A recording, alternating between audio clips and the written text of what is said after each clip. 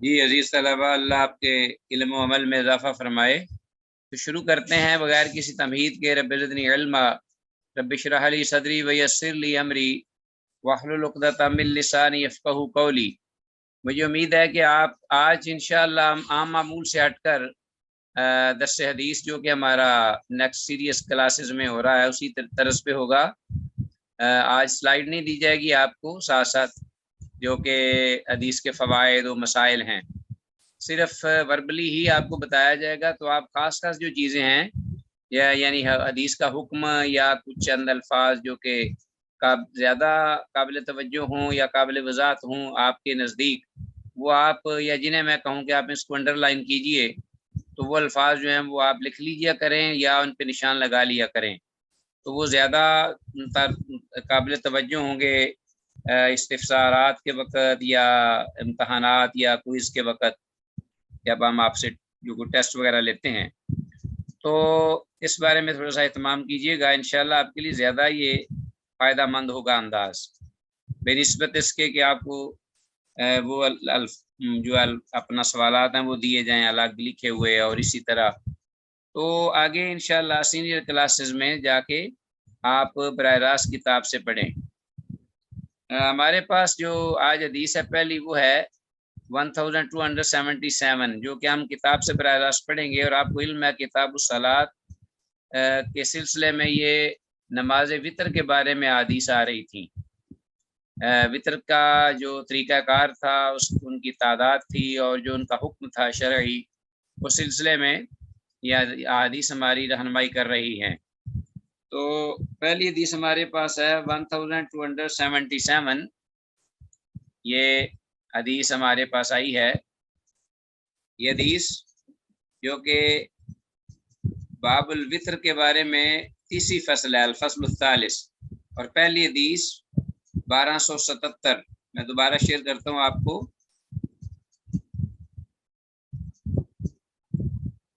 یہ عبداللہ بن عباس رضی اللہ عنہما سے ابن عباس رضی اللہ تعالیٰ عنہما قیل لہو، ان سے پوچھا گیا کہ حل لک فی امیر المومنین معاویہ، کیا خیال ہے آپ کا امیر المومنین امیر معاویہ رضی اللہ عنہ کے بارے میں، ان کے عمل کے بارے میں، ما اوترا الا بواحدۃ، کہ انہوں نے نہیں وطر پڑا مگر ایک ہی، ما اوترا الا بواحدۃ۔ ان سے پوچھا گیا عبداللہ بن عباس رضی اللہ عنہما سے امیر المومنین امیر معاویہ رضی اللہ تعالیٰ عنہ کے بارے میں کہ انہوں نے نہیں وطر پڑا مگر ایک ہی، کالا تو وہ کہنے لگے، اصواب انہ فقیہ، کہ انہوں نے درست عمل کیا ہے، درست بات کو وہ پا گئے ہیں، اس لیے کہ انہ فقیہ، وہ فقیہ ہیں دین میں۔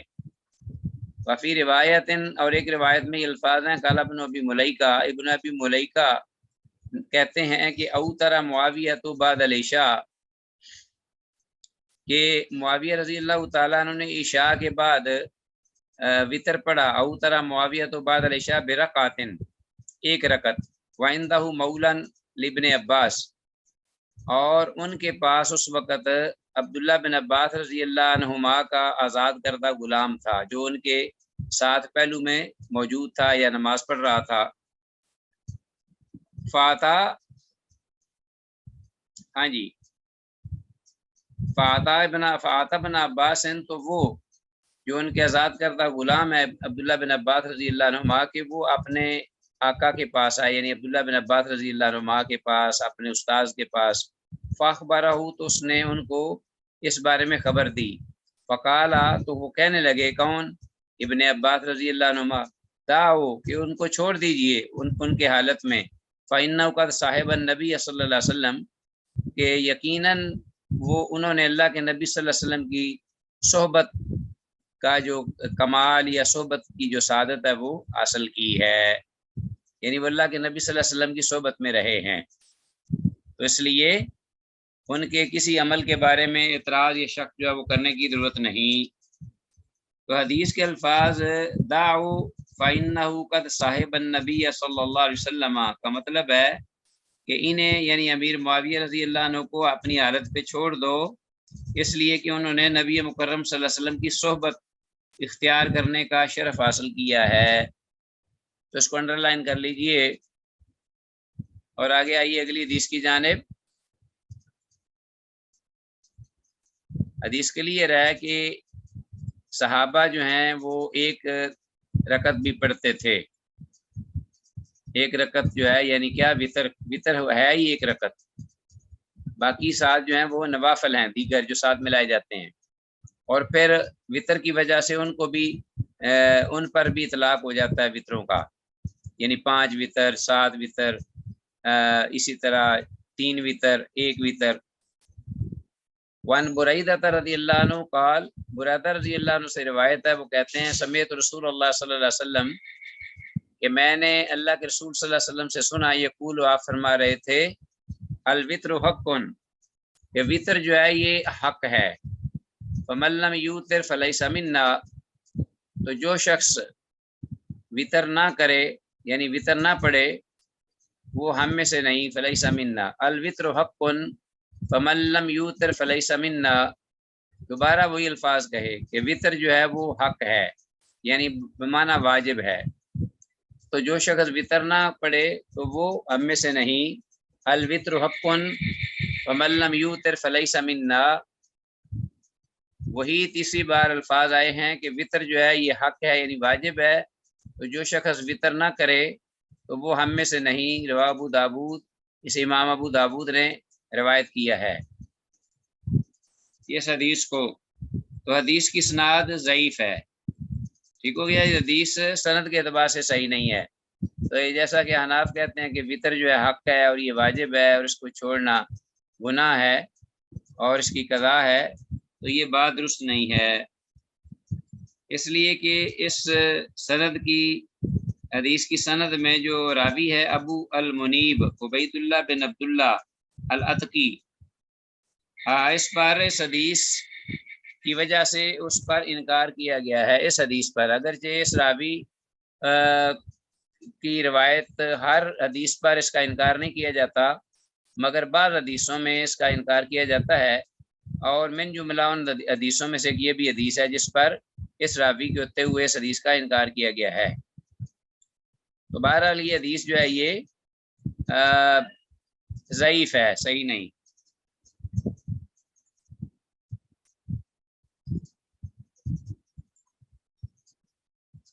آگے ابو سعید خدری رضی اللہ تعالیٰ عنہ سے مروی روایت ہے، قال، وہ کہتے ہیں، قال رسول اللہ صلی اللہ علیہ وسلم، کہ رسول اللہ صلی اللہ علیہ وسلم نے ارشاد فرمایا، من نام عن الوتر او نسیہ، جو شخص وطر پڑھنے سے بھول کر سو گیا، او نسیہ، یا اسے بھلا دیا، یعنی بھولنے سے یا نیند کی وجہ سے وہ وطر چھوڑ دیتا ہے، نہیں پڑھ سکتا، فلیصلی اذا ذکر، اسے چاہیے کہ وہ اسے پڑھ لے جب وہ اسے یاد آئے،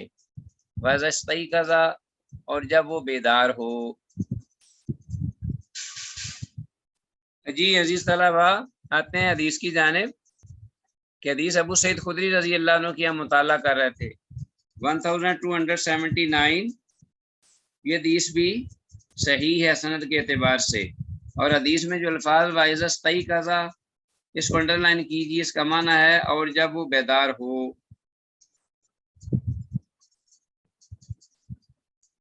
نیکسٹ حدیث ہے ہماری امام مالک رحمہ اللہ سے، 1280، امام مالک رحمہ اللہ سے یہ روایت مروی ہے، بالغ کہ انہیں یہ خبر پہنچی، یعنی یہ بلاغیات سے ہے، یہ حدیث خبر پہنچی، کون پہنچانے والا ہے کوئی پتہ نہیں، ذکر ہی نہیں ہوا اس کا، صرف امام مالک کے نام لے کر کہا گیا بالغ انہیں پہنچی یہ خبر، کہ ان رجلا سأل ابن عمر، کہ ایک آدمی نے پوچھا عبداللہ بن عمر رضی اللہ عنہما سے، عن الوتر، وطر کے بارے میں، واجب کیا وہ واجب ہے؟ فقال عبداللہ، تو عبداللہ بن عمر رضی اللہ عنہما نے فرمایا، قد اوتر رسول اللہ صلی اللہ علیہ وسلم، کہ تحقیق وطر پڑھا رسول اللہ صلی اللہ علیہ وسلم نے، واوتر المسلمون،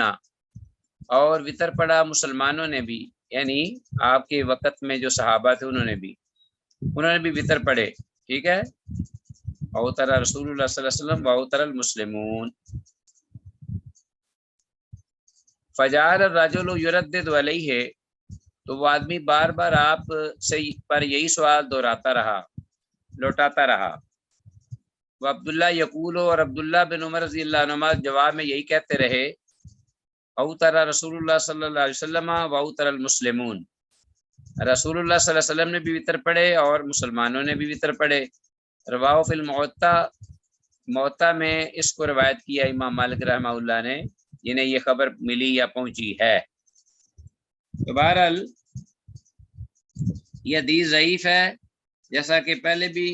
میں نے بات کہی ہے، امام احمد رحمہ اللہ کے ہاں اس اثر کے شواہد ہیں، ٹھیک ہے، امام احمد کی مسند احمد میں اس اثر کے شواہد ہیں، اور عبداللہ بن عمر رضی اللہ عنہما کے حوالے سے۔ اور حاصل کلام یہ ہے کہ سند بہرحال منقطع ہے، اس لیے کہ یہ ابلاغیات میں سے ہے، واللہ اعلم وعلم بالصواب۔ تو یہ بھی احناف کی دلیل تھی، یہ بھی ضعیف ثابت ہوئی۔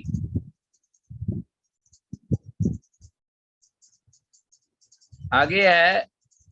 تو احناف جو ہیں، آپ کو علم ہے، جو کہتے ہیں کہ وطر واجب ہے اور اس کی قضا ہے، وہ اس کو فرض بھی نہیں کہتے، وہ کہتے ہیں واجب ہے، سنت موقدہ بھی نہیں کہتے، فرض بھی نہیں کہتے، واجب کہتے ہیں۔ ان کے ہاں تین اصطلاحیں ہیں، ایک فرض، ایک واجب، ایک سنت موقدہ، جبکہ علماء اہل حدیث کے ہاں، محدثین کے ہاں رحمہم اللہ صرف دو اصطلاحیں ہیں، ایک فرض اور اسی کو واجب کہتے ہیں، اور ایک سنت جو کہ واجب نہیں۔ وعن علی رضی اللہ عنہ، علی رضی اللہ عنہ سے یہ روایت ہے، مروی اقالا، وہ کہتے ہیں کان رسول اللہ صلی اللہ علیہ وسلم یوتر بثلاث، کہ اللہ کے رسول صلی اللہ علیہ وسلم 3 رکعت وطر پڑھا کرتے تھے، یقرأ فیہن بتسع سور من المفصل، اور آپ ان 3 رکعتوں میں مفصل صورتوں میں سے 9 صورتیں پڑھتے، یقرأ فیہن بتسع 9 صورتیں پڑھتے تھے، سور من المفصل مفصل صورتوں میں سے، یقرأ فی کل رکعت بثلاث سور، کہ آپ اس طرح ہر رکعت میں 3 رکعتیں پڑھتے، 3 صورتیں پڑھتے تھے، آخر ان قل هو اللہ احد، اور سب سے آخر میں جو آپ پڑھتے تھے وہ سورہ اخلاص ہوتی تھی، یعنی قل هو اللہ احد اللہ الصمد لم یلد ولم یولد ولم یکن له کفوا احد۔ رواه ترمذی، امام ترمذی سے روایت کیا ہے۔ یہ حدیث جو ہے یہ 1281، یہ حدیث سند کے اعتبار سے انتہائی ضعیف ہے۔ سمجھ آ گئی بات کی کہ وطروں میں آپ 3 رکھتے ہیں، ہر وطر کی ہر رکعت میں 3 صورتیں پڑھتے، تو یہ غیر صحیح سند سے کسی حدیث سے بھی ثابت نہیں، اور اس میں حارث الاعور معروف ضعیف راوی موجود ہے اس کی سند میں، حارث الاعور پہلے بھی گزرا ہمارے پاس سے، یہ راوی کئی بار گزرا ہے اور یہ راوی ضعیف ہے۔ اچھا جی، آگے ہمارے پاس نیکسٹ حدیث 1282، وعن نافع، نافع جو کہ عبداللہ بن عمر رضی اللہ عنہما کے شاگرد امام مالک رحمہ اللہ کی استاد محترم ہیں، کہتے ہیں قال کنت مع ابن عمر رضی اللہ عنہما بمکہ، کہتے ہیں کہ میں اپنے استاد محترم عبداللہ بن عمر رضی اللہ عنہما کے پاس تھا مکہ میں، والسماء مغیمۃ، جبکہ آسمان جو تھا وہ ابر آلود تھا، یعنی آسمان پر کیا تھے؟ بادل۔ فخشی الصبح، تو وہ بادلوں کی وجہ سے اندازہ نہ کر پائے، اور صبح طلوع ہونے کے انہیں ڈر ہوا، صبح طلوع ہونے کا انہیں خدشہ لاحق ہوا۔ فخشی الصبح فاوتر بواحدۃ، تو انہوں نے ایک وطر فوراً پڑھ لیا تاکہ میں صبح طلوع ہونے سے پہلے پڑھ لوں۔ ثم انکشف، پھر انہیں جب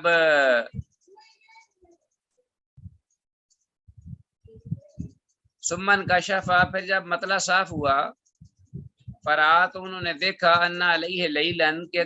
ابھی تو ان پر رات ہے، ابھی تو ان پر کافی رات ہے، یعنی فجر طلوع نہیں ہوئی ابھی. ہاں جی. فرات انہوں نے دیکھا انا علیہ لیلن کہ ابھی رات باقی ہے. فشفا بواحدۃ تو انہوں نے پھر کیا کیا کہ انہوں نے چاہا کہ میں اور نماز پڑھ لوں، تو انہوں نے ایک اور رکعت پڑھی شروع میں. فشفا بواحدۃ، اور اس ایک رکعت کے ساتھ انہوں نے پہلے جو وطر پڑھا تھا اس کے ساتھ اس کو جفت بنا لیا. ثم صلی رکعتین رکعتین، پھر اس کے بعد انہوں نے دو رکعتیں کر کے نماز پڑھی. فلما خشی الصبح، تو پھر جب انہیں حقیقی صبح ہونے کا اندیشہ ہوا، اوتر بواحدۃ، تو انہوں نے پھر آخر میں ایک وطر پڑھ لیا. رواہ مالک، انہیں سے امام مالک نے روایت کیا ہے. تو یہ حدیث جو ہے یہ سند کے اعتبار سے صحیح ہے، یعنی اس کی اسناد صحیح ہے. اس حدیث کی تو معلوم ہوا عزیز طلبہ کہ اگر کوئی شخص رات کو عشاء کے ساتھ وطر پڑھ لیتا ہے کہ اس کو یقین نہیں کہ میں صبح اٹھ پاؤں گا رات کو، تو اس کو رات نیند نہیں آتی یا وہ اٹھ بیٹھتا ہے، بیدار ہو جاتا ہے خلاف توقع، تو وہ یہ طریقہ اپنا لے. یہ بھی جائز ہے کہ پہلے ایک رکعت پڑھ لے، تو ایک رکعت پڑھ کر وہ رات کے اس وطر اور اس رکعت کو جفت بنا کر پھر آگے دو رکعتیں پڑھتا جائے اور آخر میں ایک وطر پڑھ لے. اور پہلے ہمارے حدیث یہ گزری ہے، یہ بھی طریقہ گزرا ہے کہ چاہے تو وہ عشاء کے وقت اگر وہ وطر پڑھ چکا ہے تو کوئی حرج نہیں، وہ تہجد کی نماز پڑھ سکتا ہے حسب توفیق، اور بعد میں آخر میں وطر نہ پڑھے تو پہلا وطر عشاء والا ہی اس کے لیے کافی ہوگا. واللہ اعلم بالصواب. حدیث میں الفاظ جو ہیں والسماء مقیمۃ، اس کا مطلب یہ ہے کہ آسمان ابر آلود تھا. اس کو انڈر لائن کیجیے. حدیث میں آگے حضرت عائشہ رضی اللہ عنہ سے روایت مروی ہے ان رسول اللہ صلی اللہ علیہ وسلم کان یصلی جالسا. عائشہ رضی اللہ عنہ فرماتی ہیں کہ رسول اللہ صلی اللہ علیہ وسلم کان یصلی، نماز پڑھا کرتے تھے، جالسن بیٹھ کر، فیقرأ وہو جالسن، تو جب بیٹھ کر نماز پڑھتے رات کی، یہ نفلی رات کی نماز مراد ہے، تو آپ پڑھتے اس حال میں قرات کرتے کہ آپ بیٹھے ہوتے تھے. فَإِذَا بَقِيَ مِنْ قِرَأَتِهِ قَدْرُ مَا يَكُونُ 30 أو 40 آیةً، تو پھر جب پڑھتے پڑھتے آپ کی قرات میں سے تقریباً 30 یا 40 کے برابر، ٹھیک ہے، باقی تلاوت رہ جاتی، یعنی آپ کی جو قرات بیٹھ کر کرتے تھے تو بقیہ آپ کی قرات میں سے جب 30 یا 40 آیات تقریباً رہ جاتی تو کام آپ کھڑے ہو جاتے بقارہ، اور پھر آپ کھڑے ہو کر بقیہ وہ 30 یا 40 آیات پڑھتے. وہ قائم، اس حال میں کہ آپ کھڑے ہوتے، ثم رکع، پھر آپ رکوع فرماتے، ثم سجدہ، پھر آپ سجدہ کرتے معمول کے مطابق، ثم یفعل فی الرکعۃ الثانیہ، پھر اسی طرح وہ دوسری رکعت میں کرتے مثل ذالک، اسی مثل یعنی جس طرح آپ نے پہلی رکعت پڑھی ہوتی تھی اسی طرح وہ دوسری رکعت بھی پڑھ لیتے. رواه مسلم، سے امام مسلم نے روایت کیا ہے. تو یہ طریقہ بھی ٹھیک ہے کہ اگر کوئی شخص نفلی نماز بیٹھ کر پڑھنا چاہے تو کوئی عذر ہو یا بیمار ہو یا تھکا ہوا ہو تو پھر عذر کے بنا پر تو اسے پورا اجر ملے گا، لیکن بغیر عذر کے بھی پڑھ سکتا ہے، لیکن اس کو جو ثواب ہے وہ آدھا نصف ملے گا. یہ امت کے لیے ہے، نبی مکرم صلی اللہ علیہ وسلم کے لیے یہ بات نہیں تھی. آپ کا بیٹھ کر پڑھنا اور کھڑا ہو کر برابر تھا. ٹھیک ہے جی. تو یہ عمل حضور صلی اللہ علیہ وسلم کا خاصہ تھا کہ آپ کبھی کبھار نفلی نماز بیٹھ کر بھی ادا فرماتے، اور آپ صلی اللہ علیہ وسلم کو امت سے ہٹ کر کھڑے ہو کر نفل نماز پڑھنے کا بھی اجر اتنا ہی ملتا تھا. بیٹھ کر جتنا پڑھتے تھے نا جب، تو ایسے ہی ثواب ملتا جو آپ کھڑے ہو کر نماز پڑھتے تھے نفلی نماز، تو آپ کو ثواب ملتا. اسی طرح آپ جب بیٹھ کر پڑھتے تو آپ کو بھی اتنا ہی ثواب ملتا تھا امت سے ہٹ کر. امت کے لیے الگ حکم ہے کہ وہ اگر نماز بغیر کسی عذر کے بیٹھ کر پڑھے نفل نماز تو کھڑے ہونے والے سے آدھا اسے ثواب ملے گا. ٹائم بہت ابھی آدھا گھنٹہ ہاف آف.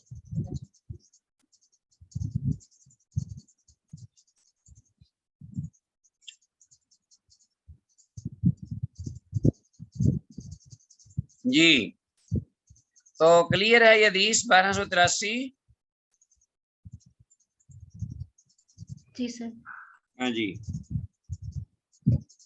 آگے ہمارے پاس حدیث ہے 1284 1284 ام سلمہ ام المومنین رضی اللہ عنہا سے ان النبی صلی اللہ علیہ وسلم کان یصلی بعد الوتر رکعتین کہ اللہ کے نبی صلی اللہ علیہ وسلم وطر کے بعد 2 رکعت پڑھا کرتے تھے. رواه ترمذی، امام ترمذی نے سے روایت کیا. وزاد ابن ماجہ اور امام ابن ماجہ نے یہ الفاظ زائد ذکر کیے ہیں خفیفتین وهو جالس کہ وطر کے بعد 2 رکعتیں پڑھتے ہلکی اس حال میں کہ آپ بیٹھے ہوتے تھے. تو یہ بھی جائز ہے سنت طریقہ اگر کوئی کرنا چاہے، بلکہ میں سمجھتا ہوں کہ یہ ایک اعتبار سے ہماری سہولت کے لیے نبی مکرم صلی اللہ علیہ وسلم نے یہ عمل فرمایا کہ اگر کوئی شخص وطر پڑھ چکا ہے تو اس کے بعد وہ کوئی عبادت کرنا چاہتا ہو تو وہ کر لے، رکاوٹ کوئی نہیں ہے اس کے لیے. اگر اتفاق سے اس کو پہلے موقع نہ ملا اور بعد میں موقع مل رہا ہے اور وطر پڑھ چکا ہے تو اس لیے وہ چھوڑ نہ دے، کیونکہ بعض لوگ جو ہیں وہ چھوڑ دیتے ہیں، بیدار رہتے ہیں، انہیں موقع بھی ہوتا ہے تو رات کو وطر پڑھنے کی وجہ سے کہتے ہیں جی ہم نے وطر پڑھ لیا ہوا ہے اس کے بعد تو تہجد پڑھی نہیں جا سکتی. تو یہ بالکل کوئی اس کی دلیل نہیں ہے، یہ غلط ہے. انہیں چاہیے کہ وہ ضرور تہجد پڑھیں، اور 2 طریقے ہیں کہ یا تو وطر پڑھیں ہی نہ، یا پہلے ایک اور رکعت پڑھ کر پہلی کو جفت بنا لیں، اس کے بعد وہ جتنی توفیق ہو وہ نماز تہجد پڑھ کر آخر میں پھر 1 رکعت پڑھ سکتے ہیں. ٹھیک ہے جی. تو یہ حدیث صحیح ہے 1284. اس حدیث سے یہ بھی معلوم ہوا کہ نماز تہجد سے فارغ ہو کر اور وطر پڑھ لینے کے بعد بھی اگر رات کو نفلی عبادت کا موقع ملے تو 2 رکعت نماز ادا کی جا سکتی ہے. اگر رات کو وطر پڑھ چکا ہو اور تہجد کی نماز کا موقع مل جائے تو ضرور فائدہ اٹھائے. ٹھیک ہے جی. یا 1 رکعت پڑھ کر جفت بنا لے یا پھر سیدھی نماز تہجد پڑھے اور آخر میں وطر بھی نہ پڑھے، کیونکہ وطر پہلے ہی عشاء کی نماز کے وقت وہ پڑھ چکا تھا. تو یہ بات میں نے ریپیٹ اس لیے کی ہے تاکہ اچھی طرح آپ کے ذہن میں جاگزی ہو جائے. آگے ہمارے پاس حدیث 1285 عائشہ رضی اللہ عنہا سے وہ بیان کرتی ہیں کہ رسول اللہ صلی اللہ علیہ وسلم ہاں جی عن عائشہ رضی اللہ تعالیٰ عنہ قالت کان رسول اللہ صلی اللہ علیہ وسلم یوتر بواحدۃ. دیکھیے کہ اللہ کے رسول صلی اللہ علیہ وسلم ایک وطر پڑھا کرتے تھے. ثم یرکع رکعتین، پھر آپ 2 رکعتیں پڑھتے ایک وطر پڑھنے کے بعد میں یقرأ فیہما کہ اور ان 2 رکعتوں میں آپ کیا پڑھتے تھے، وهو جالس اس حال میں کیا بیٹھے ہوتے تھے. فإذا أراد أن يركع قام فركع،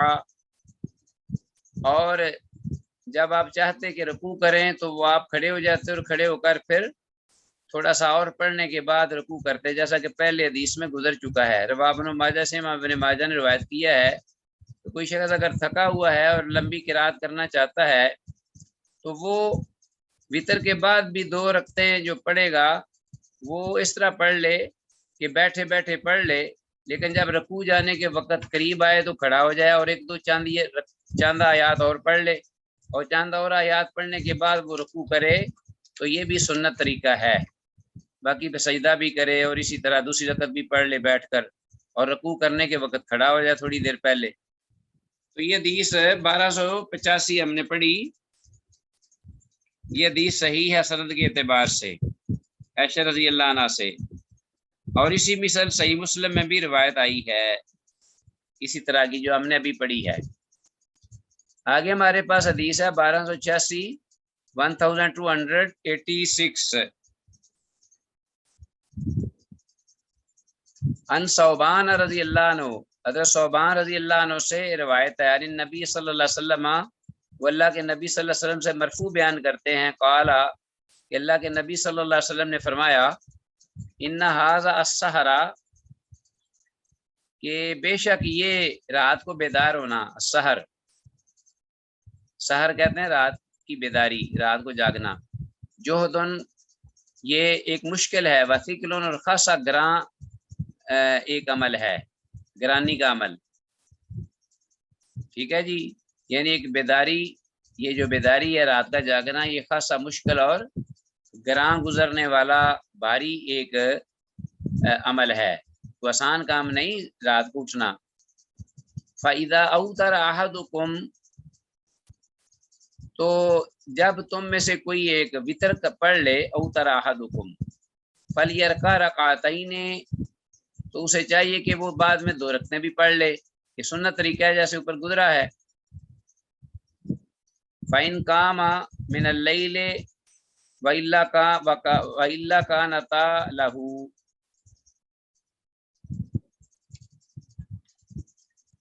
فَإِنْ قَامَ مِنَ اللَّيْلِ، تو اگر وہ رات کو بیدار ہو جائے، کھڑا ہو جائے، وَإِلَّا كَانَتَا لَهُ، وگرنہ وہ 2 رکعتیں ہی اس کے لیے کافی ہوں گی جو اس نے پڑھی ہیں وتر کے بعد۔ ان ھذا السحر جہد، کیونکہ آپ نے فرمایا کہ رات کو جاگنا کوئی آسان کام نہیں ہے، خاصا مشکل ہے، تو تم میں سے کوئی ایک جب وتر پڑھ لے تو اس کو چاہیے کہ وہ بعد میں 2 رکعتیں بھی پڑھ لے، ٹھیک ہے جی، شیخ صاحب ایک سوال تھا، پڑھ لے۔ اور اگر وہ رات کو اٹھ بیٹھے، یعنی اس کو بیدار ہو جائے، تو رات عشاء کے وقت اس نے وتر پڑھا ہوا ہے، 2 رکعتیں بھی پڑھی ہوئی ہیں، تو فَإِنْ قَامَ مِنَ اللَّيْلِ، اور اگر وہ قیام کے لیے اٹھے، کھڑا ہو جائے، تو بڑی اچھی بات ہے، رات کو قیام کرے، وَإِلَّا كَانَتَا لَهُ، وگرنہ اس کے لیے وہ 2 رکعت جو ہیں وہی کافی ہوں گی۔ ہاں جی، کوئی سوال ہے؟ شیخ صاحب جی سوال تھا، جیسے عام طور پہ یہ کہا جاتا ہے کہ اگر آپ تم کو خدشہ ہے کہ آپ تہجد کے لیے نہیں اٹھ سکتے تو آپ عشاء کی نماز کے بعد 2 رکعت پڑھ لیں، اس کے بعد آپ وتر پڑھ لیں، ٹھیک ہے نا؟ تو جی اگر اس طرح سے پڑھا جاتا ہے تو پھر جب اس وتر کے بعد یہ 2 رکعت پڑھی جائیں گی تو یہ یعنی قیام اللیل کون سی کاؤنٹ ہوں گی، یہ وتر کے بعد والی 2 رکعت یا وتر سے پہلے والی یا دونوں ہی؟ وتر کے بعد والی کاؤنٹ جو ہے، وتر اس لیے پڑھ رہے ہیں آپ کہ رات کو اٹھنا مشکل ہے، تو پہلے تو آپ نے پڑھ ہی لی 2 رکعتیں عشاء کی، وہ تو ہو جی گئی، وہ سنت موقدہ یا سنن رواتب جنہیں کہتے ہیں۔ جی جی اب وتر آپ نے پڑھے اس لیے کہ یہ آخری وقت، آخری رات کی آخری نماز ہے، ٹھیک اور ہے، رات کو اٹھنا مشکل ہوگا اس کے نزدیک، تو وہ وتر پڑھ لے، جب وتر پڑھ لے تو وہ پھر یہ ذہن میں رکھے کہ میں رات کو تو اٹھ نہیں سکوں گا، وتر میں نے اس لیے پڑھے ہیں رات میں اٹھ نہیں پاؤں گا، تو چلیں 2 رکعتیں ہی پڑھ لیتے ہیں بعد میں، ابھی تو میں بیدار ہوں سونے سے پہلے، تاکہ وہ جو سنت پر عمل بھی ہو جائے گا، اللہ کے رسول صلی اللہ علیہ وسلم جس طرح وتر کے بعد 2 رکعتیں پڑھتے تھے، تو اور ہاں، تو اس طرح ان کی جو اصل 2 رکعتیں ہوں گی وہ کاؤنٹ ہوں گی تہجد میں، جو وتر کے بعد والی ہیں۔ وتر کے بعد والی، جی بارک اللہ فیک، بہت شکریہ۔ بارک اللہ۔ تو اس لیے وہ کہہ رہے ہیں کہ اس کے باوجود بھی اگر اس کو رات کو بیداری یعنی بیدار ہو جاتا ہے یہ عمل کرنے کے بعد بھی، تو اس کو چاہیے کہ وہ اٹھ کر قیام کرے اللہ کے فضل سے، 2 رکعتیں اس نے پڑھ لی ہوئی ہیں وتر کے بعد، تو اور بھی پڑھ لے بعد میں، فرق اتنا ہی پڑے گا کہ وہ شروع میں انہیں پڑھ لی، اب یہ رات کی ابتدا میں یا وسط میں پڑھ رہا ہے، درمیان میں پڑھ لے، تو کوئی مضائقہ نہیں، بالکل اٹھ کے پڑھے جتنی اللہ نے توفیق دی ہے، اور وتر کو دوبارہ نہ پڑھے، تو یہ سنت پر بھی عمل ہو جائے گا۔ تو اس حدیث کی جو اسناد ہے وہ حسن ہے، یعنی صحیح ہے، یہ حدیث امام دارمی کی، رواہ دارمی سے امام دارمی نے روایت کیا ہے۔ آگے ہمارے پاس حدیث ہے 1287 ابو امامہ باہلی رضی اللہ عنہ سے، ان نبی صلی اللہ علیہ وسلم کانا یصلیہما، کہ اللہ کے نبی صلی اللہ علیہ وسلم تھے یصلیہما پڑھتے تھے یہ 2 رکعتیں، یہ جن کا اوپر تذکرہ ہوا ہے ابھی، بعد الوتر وطر کے بعد، یعنی جن کا بیٹھ کر بھی تذکرہ ہوا کہ آپ بیٹھ کر بھی پڑھتے تھے اور جب رکوع جانے کے قریب ہوتے تو آپ کھڑے ہو جاتے. لیکن یہ آپ کا جیسا کہ عزیز طلبہ میں نے بتایا بار بار ذہن میں رکھیے گا کہ یہ آپ کا معمول نہیں ہوتا تھا کہ زندگی بھر آپ نے ایسے کیا ہے. آپ کا یہ طریقہ مختلف تھا، کبھی یہ نہیں بھی پڑھتے تھے کبھی یہ پڑھ لیتے تھے. تو یصلی ما بعد الوتر و جالس سال میں کہ آپ بیٹھے ہوتے تھے، یقرأ فیہما آپ ان دونوں رکعتوں میں کیا پڑھتے تھے؟ پہلی رکعت میں اذا زلزلت الارض زلزالها سورہ زلزال، وقل یا ایھا الکافرون، اور دوسری رکعت میں آپ پڑھتے تھے قل یا ایھا الکافرون سورہ الکافرون. تو یہ بھی ذہن میں رکھ لیجئے کہ ان 2 رکعتوں میں سنت طریقے کے مطابق پہلی میں سورہ زلزال پڑھ لیں اور دوسری میں سورہ الکافرون پڑھ لیں. اگر ایسے نہ اگر زلزال نہیں آتی تو پھر کوئی بھی اور سورت پڑھ سکتے ہیں، جیسے قل یا ایھا الکافرون اور سورہ اخلاص، وہ تو آپ کوئی بھی قرآن کا حصہ پڑھ سکتے ہیں. لیکن یہ اگر آپ یہ اس طرح کر سکیں گے تو بہتر ہوگا، سنت پر عمل ہو جائے گا، کیونکہ اس حدیث کی اسناد بھی حسن یعنی صحیح ہے، اور یہ عمل آپ صلی اللہ علیہ وسلم کا کبھی کبھار کا ہوتا تھا. ٹھیک ہے جی. تو امت کو رات کی نماز میں آپ نے دیکھا ملاحظہ کیا ہے کہ مختلف طریقے ثابت ہوئے ہیں. کبھی شروع میں آپ پڑھ رہے ہیں، کبھی وسط میں پڑھ رہے ہیں، درمیان میں، کبھی آخر میں پڑھ رہے ہیں. تو یہ امت کی سہولت کے لیے ہے کہ امت کو وسعت دی گئی ہے کہ وہ رات کے کچھ حصہ میں ضرور کچھ نہ کچھ پڑھے،